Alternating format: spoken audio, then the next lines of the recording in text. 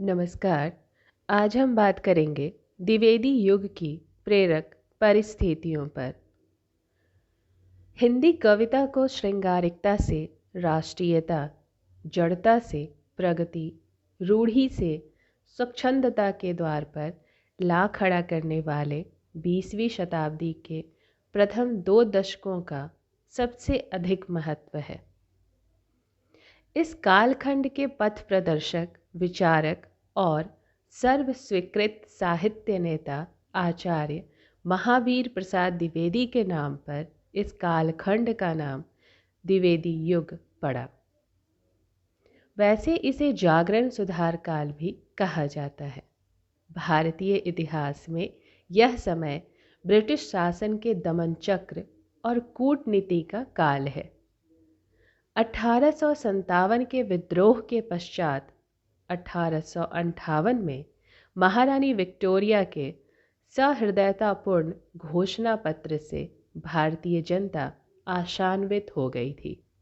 कुछ सुधार भी हुए, इसलिए भारतेंदुकालीन कवियों ने अंग्रेजों की प्रशस्तियाँ लिखना प्रारंभ कर दिया। राजराजेश्वरी विक्टोरिया का जय जयकार किया जाने लगा, किंतु छोटे मोटे सुधारों के अतिरिक्त कुछ विशेष नहीं हुआ। भारतीय प्रजा ने जो बड़ी बड़ी आशाएं लगाई थी वह अपूर्ण रहीं। अनेक प्रतिगामी और काले कानून पास हुए जिनसे जनता पिसती चली गई। इसलिए जनता में असंतोष और क्षोभ की आग बढ़ती जा रही थी। आर्थिक दृष्टि से भी अंग्रेजों की नीति भारत के लिए अहितकर थी। वे भारत से कच्चा माल ले जाते थे और अपने देश का माल भारत में खपत करते थे।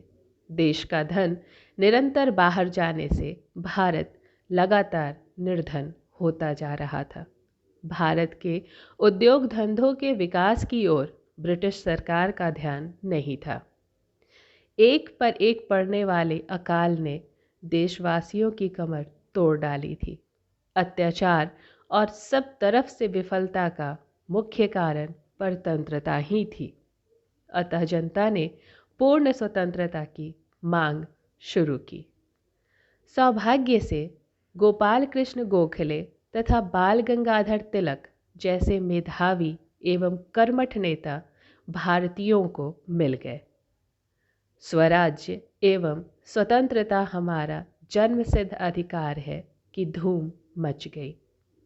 भारतेंदुकालीन साहित्यकार जहां भारत दुर्दशा पर दुख प्रकट करके रह गए थे, वहीं द्विवेदी युगीन कवि मनीषियों ने देश की दुर्दशा के चित्रण के साथ साथ देशवासियों को स्वतंत्रता प्राप्ति की प्रेरणा भी दी। उन्हें आत्म उत्सर्ग एवं बलिदान का मार्ग दिखलाया। अपने स्वार्थों की पूर्ति के लिए उन लोगों ने राजनीति और आर्थिक ही नहीं, शैक्षणिक, धार्मिक, सामाजिक एवं सांस्कृतिक क्षेत्रों में भी कूटनीति से काम लिया था।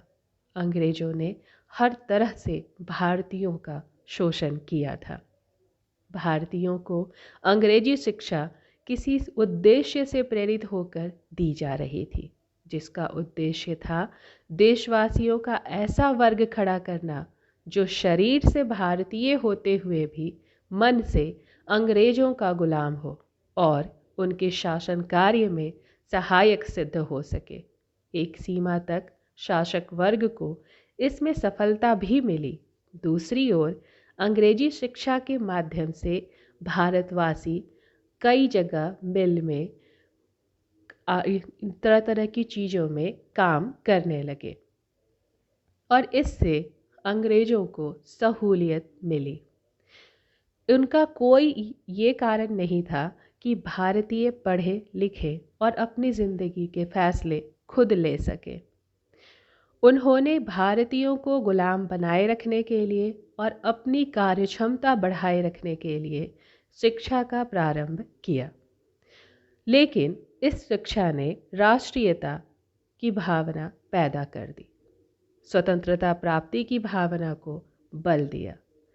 19वीं शताब्दी के उत्तरार्ध में आर्य समाज, ब्रह्म समाज, थियोसॉफिकल सोसाइटी तथा इंडियन नेशनल कांग्रेस की स्थापना के फलस्वरूप भारतीय सभ्यता, संस्कृति, धर्म और समाज के पुनरुत्थान की प्रक्रिया आरंभ हो गई।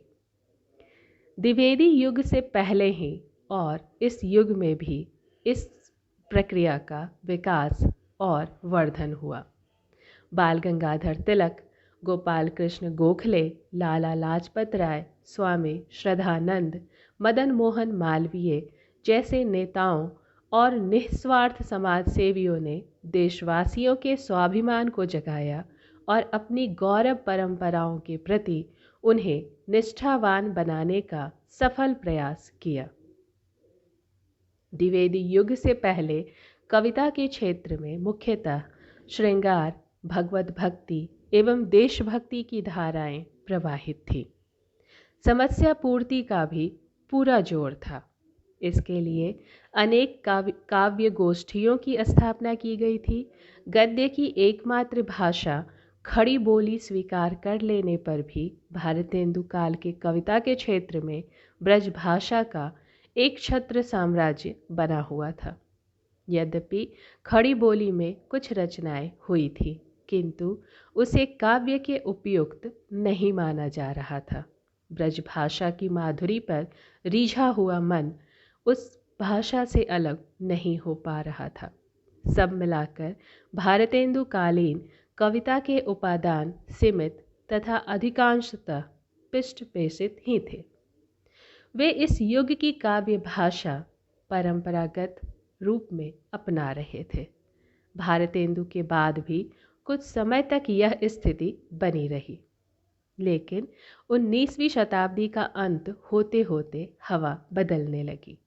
परिवर्तन जन रुचि को भक्ति और श्रृंगार से अलग करने लगा।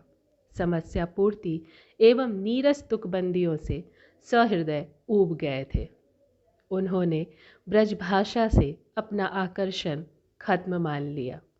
सुयोग से इसी समय जनता की रुचि एवं आकांक्षाओं के पारखी तथा साहित्य के दिशा निर्देशक आचार्य के रूप में पंडित महावीर प्रसाद द्विवेदी का प्रादुर्भाव हुआ। जून 1900 की सरस्वती में प्रकाशित हे कविते शीर्षक अपनी कविता में उन्होंने जन रुचि का प्रतिनिधित्व करते हुए ही सौरस्य एवं वैविध्य के अभाव तथा ब्रज भाषा के चीर प्रयोग पर क्षोभ प्रकट किया था। 1903 में आचार्य द्विवेदी सरस्वती के संपादक बने। उन्होंने नायिका भेद को छोड़कर विभिन्न विषयों पर कविता लिखे। इसी प्रकार के छंदों का व्यवहार करने, सभी काव्य रूपों को अपनाने तथा गद्य और पद्य भाषा के एकीकरण का परामर्श उन्होंने दिया। उनकी अमोघ प्रेरणा एवं वात्सल्यमय प्रोत्साहन के परिणाम स्वरूप कई कवि सामने आए, जिन्होंने उनके आदर्शों को आगे बढ़ाया। इनमें मैथिली शरण गुप्त, गोपाल शरण सिंह, गया प्रसाद शुक्ल स्नेही, लोचन प्रसाद पांडे के नाम उल्लेखनीय हैं। समय के अनुसार चलने वाले इन कवियों ने अपना रास्ता स्वयं बनाया। अयोध्या सिंह उपाध्याय हरिऔध, नाथूराम शर्मा शंकर तथा राय देवी प्रसाद पूर्ण काव्य के चिर परिचित उपादानों को छोड़कर नए विषयों पर कविता लिखने लगे। इस युग की कविता में विषय की दृष्टि से अपार वैविध्य और नवीनता आई। द्विवेदी जी के प्रयत्नों से खड़ी बोली काव्य की मुख्य भाषा बन गई। गुप्त जी, ठाकुर गोपाल शरण सिंह स्नेही, लोचन प्रसाद पांडे आदि ने खड़ी बोली के कवियों के रूप में ही सामने अपने काव्य रखे, किंतु श्रीधर पाठक, हरिऔध जो ब्रज भाषा में अच्छी कविताएं लिख चुके थे, वे भी अब खड़ी बोली का व्यवहार करने लगे। पूर्ण जी ने परंपरागत विषयों की कविताओं के लिए ब्रज तथा नए विषयों की कविताओं के लिए खड़ी बोली का प्रयोग किया। द्विवेदी जी भाषा की शुद्धि तथा वर्तनी की एक रूपता के प्रबल समर्थक थे। इसलिए इस युग की काव्य भाषा व्याकरण की दृष्टि से सामान्यतः शुद्ध है तथा वर्तनी की दृष्टि से उसमें भारतेंदु युग जैसी अस्थिरता नहीं है। हिंदी के सभी छंदों का ही नहीं, संस्कृत तथा उर्दू का भी प्रयोग हुआ। आचार्य द्विवेदी ने समस्या पूर्ति को छोड़ने तथा स्वतंत्र विषयों पर कविता लिखने का भी परामर्श दिया था। इसलिए इस युग में समस्या पूर्ति का रिवाज कम हो गया। जगन्नाथ दास रत्नाकर, सत्यनारायण कविरत्न जैसे एक दो कवि अब भी ब्रजभाषा के परिचित मार्ग पर चल रहे थे, किंतु नूतन प्रभाव से ये भी अछूते नहीं थे। इन सभी कवियों ने द्विवेदी काल को सामने रखा और इस काल की प्रमुख प्रवृत्तियों को अपनाया। इन्हीं प्रवृत्तियों के माध्यम से द्विवेदी युग एक अलग छवि के रूप में सामने आता है। धन्यवाद।